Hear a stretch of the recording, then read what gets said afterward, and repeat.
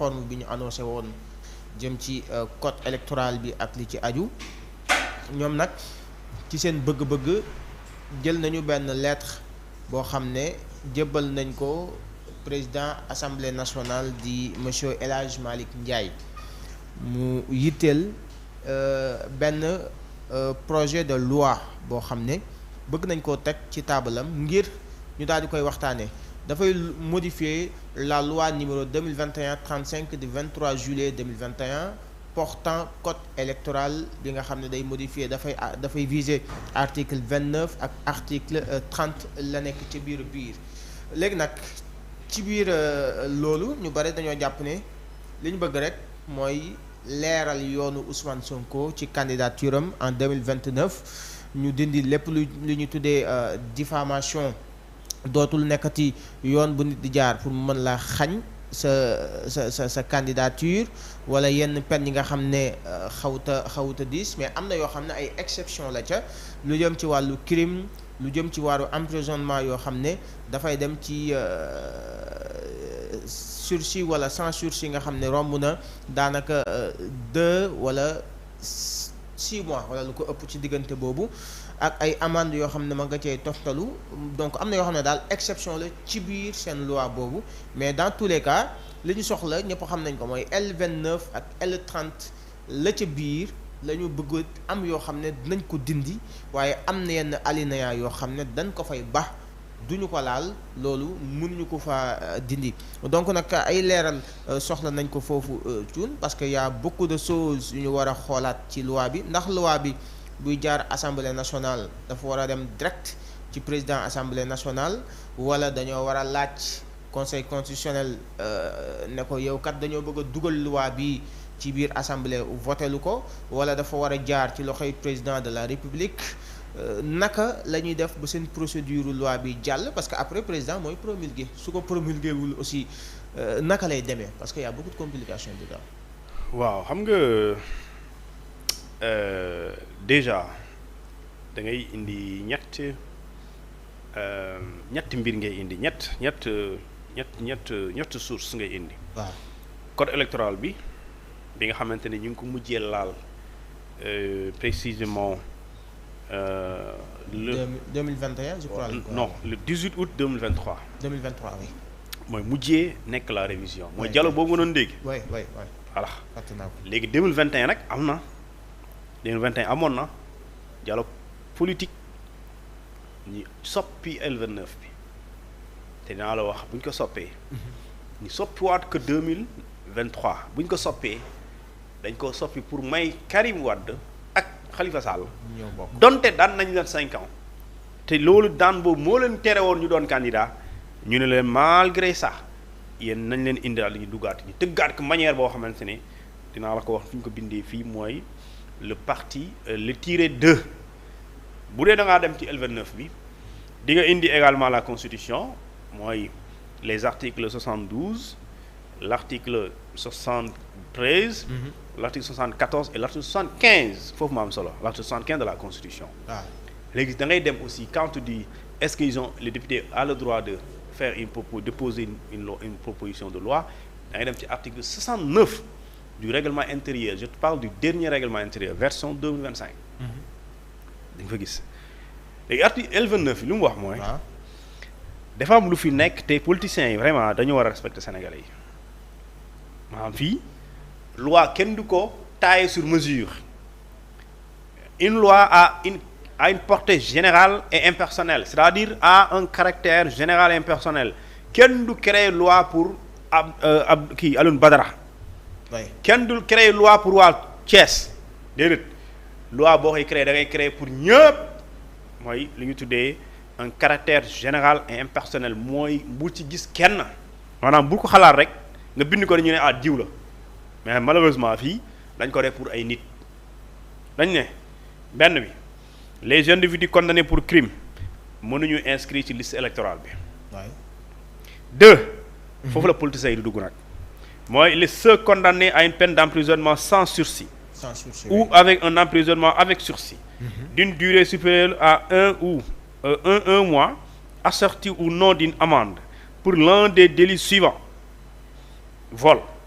escroquerie, abus de confiance, trafic de stupéfiants, détournement et soustraction commis par des agents publics, corruption, trafic d'influence, contrefaçon, en général, par l'un des délits passibles d'une peine supérieure à ou passible à 5 ans. 5 ans d'emprisonnement. léegi bii moo teree bokk Khalifa Sall en 2019. waaw tere ko bokk Karim Wade en 2019 mais soo demee ci L30 bi. waaw foofu lañ ko changé pour permettre Karim Wade.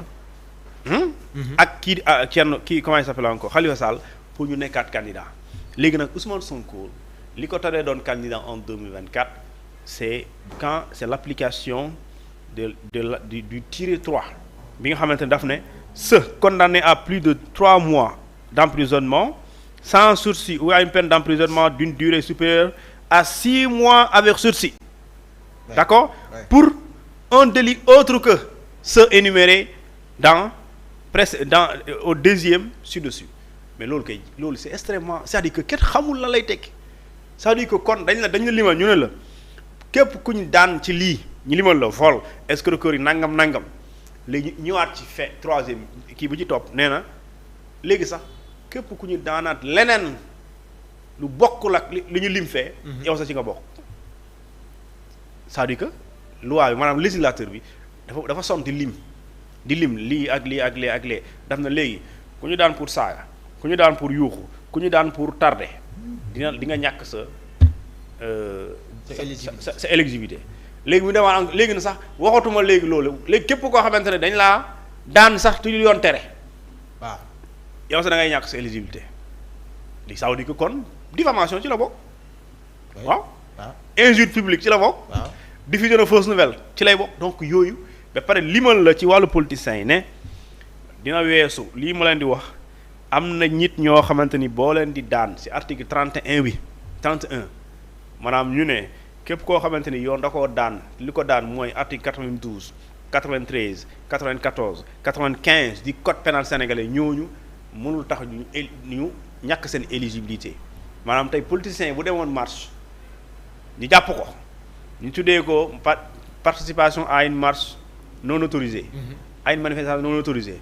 kooku même bu ko juge bi condamné kooku mënoo ñàkk éligibilité parce que l'article 83 mooy wax loolu 93 moo koy wax Déthié Fall par exemple veille élection yi jàppuñu ko woon. waaw lu tax dañ ko condamné lu tax la mu doon candidat parce que yoon def ne ñii ngay jàpp tëj leen te article 92 ba 95 di ko daan ñooñu mënoo leen teree doon candidat ils sont éligibles léegi kon lii soo koy dindi léegi waa Pastef ñoom dañoo nekk di baliser la candidature le chemin pour la candidature de Ousmane Sonko parce que quand je le dis mooy da ngaa demander révision procès. waaw xamuloo Cour suprême la lay décider. bu décider révision tribunal bi xamoo la lay décider. bu décider ne Ousmane Sonko da ngaa diffamer Mame Mbaye Niang. dans ce cas tout de suite bu dee modifié wuñu L29 bi da ngay inéligible te bu dee décision boobu changé wuñ ko c'est pour 5 ans et loolu lay njëkk a rendre inéligible mooy sa candidature impossible mooy l'article 57 du code électoral daf ne la première phrase c'est quoi tout Sénégalais électeur Macky Sall moo ko ci dugal mooy bu ñu daanee Karim Wade y avait pas tout Sénégalais électeur dafa ne tout Sénégalais point mais dañ ci indi électeur moo changé donne bi parce que c'est pas tous les Sénégalais qui sont électeurs. Oui. Et lan mooy électeur l'électeur c'est celui qui s'est inscrit sur la liste électorale loolu mooy électeur léegi ñu ne suñu la daanee yenn ni dañuy rocci sa qualité d'électeur et quand on le fait on retire le droit de vote et le droit d'élection mooy mënoo fal mënuñ la fal kon dès l'instant mënoo remplir la condition première de l'article 57 mooy le Sénégalais électeur loolu double condition la mooy d'abord la nationalité et la qualité d'électeur léegi nag su fekkente dañ laa daan dañuy rocci sa li ñuy tuddee sa qualité d'électeur léegi nag loolu mooy doon problème bi léegi waa Pastef ci article 69 du règlement intérieur bi nga xamante moom mooy le règlement intérieur bi wax procédure législative waaw moom moo wax ne ñaari mbir moo am pour député yi moom la c'est l'alinéa 4 les propositions de loi sont après examinés par le bureau aux fins de leur recevabilité, communiqués au président de la République qui doit faire son avis, qui doit faire connaître son avis au président de l'Assemblée nationale dans les 10 jours à compter de leur transmission.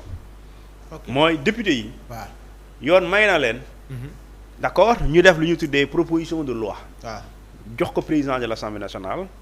président de l'Assemblée nationale bu jotee pour ñu xool ndax recevable na wala recevable day communiquer d'abord li ñu tuddee proposition yooyu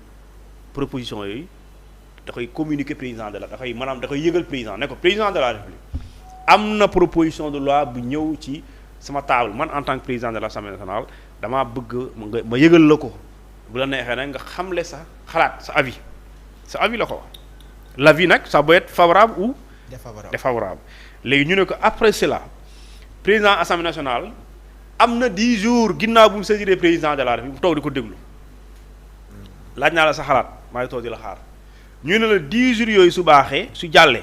à compter de la transmission maanaam bu dee tey la ko transmettre nous sommes le par exemple ñu nekk 5 tey ba 10 jours defuloo dañuy jàpp ne président dañ ne lu ñu wax foofu mooy passer ce délai la procédure suit son cours lu muy tekki mooy même si le président ne dit mot maanaam président bu waxul dara. procédure day continuer. ok day continuer ñu ne encore lan moo ci topp ñu ne les propositions de loi doivent être examinées par l'Assemblée nationale lors de la session au cours de laquelle elles ont été déposées, au plus tard au cours de la session ordinaire suivante ou d'une session extraordinaire convoquée à cet effet, sauf délégation donnée à la commission des délégations pour en délibérer dans l'intervalle de 2 sessions.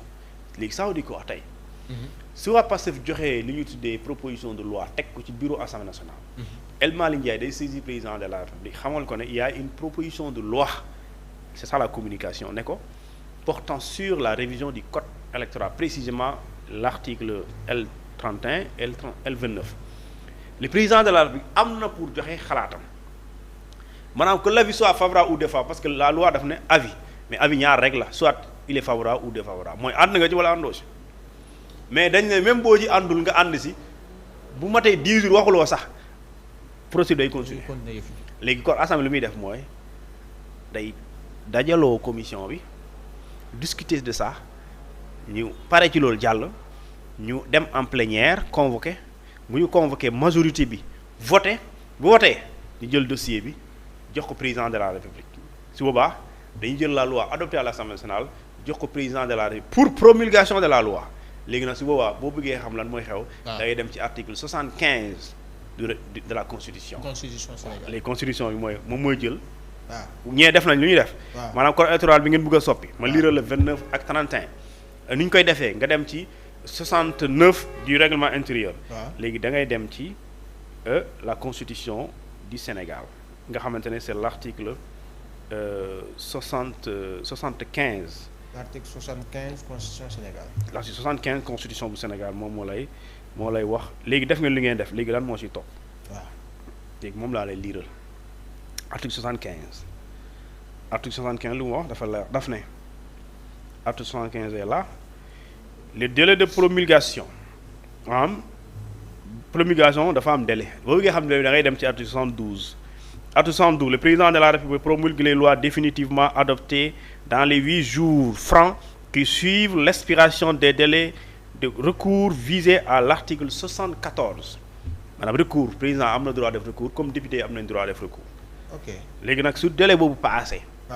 defuñu ko léegi ñu ne la le délai de promulgation est réduit de moitié en cas d'urgence déclarée par l'Assemblée nationale mooy si l'Assemblée nationale considère qu'il y a urgence. daf koy mentionner.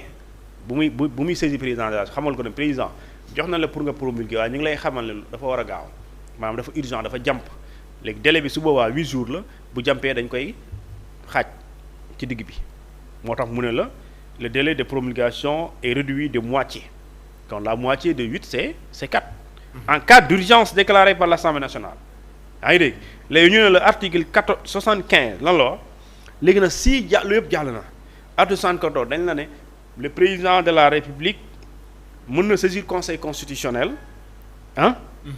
les députés mën nañ saisir conseil constitutionnel pour lan pour lu ñuy tuddee recours pour déclarer loi bi inconstitutionnelle maanaam député bu ñu indi loi bi ñuy gis ne président gis ne loi bi elle est inconstitutionnelle.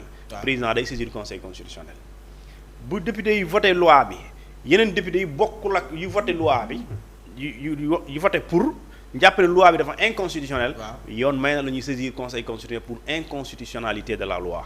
léegi le conseil constitutionnel dafay décider xool est-ce que la loi est conforme ou non conforme avec la constitution. Dans ce cas il est saisi pour avis le conseil constitutionnel mais il rend une décision. Et puis c'est différent un président dañ koy laaj pour avis. Il fait connaître son avis mais cet avis qu'il donne c'est pas une décision. Ça veut dire quoi? Si le président donne un avis favorable ou défavorable ça ne change pas le cours normal de la procédure.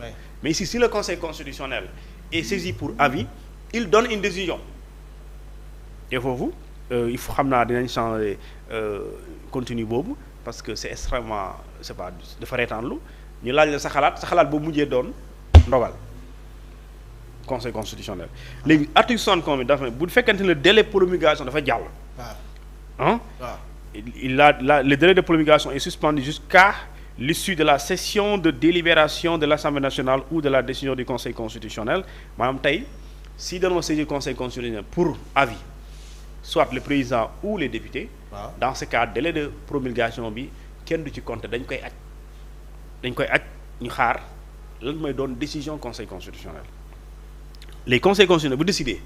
xam nga mën na décider yoon loi bi jaar na yoon comme mën na décider jaarul yoon bu dee jaar na yoon loolu du problème dañu promulguer bu dee dañ loi bi dafa inconstitutionnel foofu dañ koy defaraat ñu ne dans ce cas ce qu'on fait c'est quoi on fait quoi dans tous les cas à l'expiration des délais constitutionnels la promulgation est de droit maanaam bu dee délai yëpp passé na te promulgué wuñ ko loi bi dañ koy promulguer et souvent ku koy promulguer mooy le président de l'Assemblée nationale mooy tey Assemblée nationale constitution jox na ko prérogative mu promulguer loi bu fekkente ne délai bi passé na et que président bi defu ko d'accord les délais constitutionnels maanaam lu constitution bind respecté wu passé na ba pare président promulgué wu ko may na cër prérogative président de l'Assemblée nationale mu promulgué ko pour que cette loi là soit publiée au journal officiel pour qu'elle puisse être une loi de la République. Et dans ce cas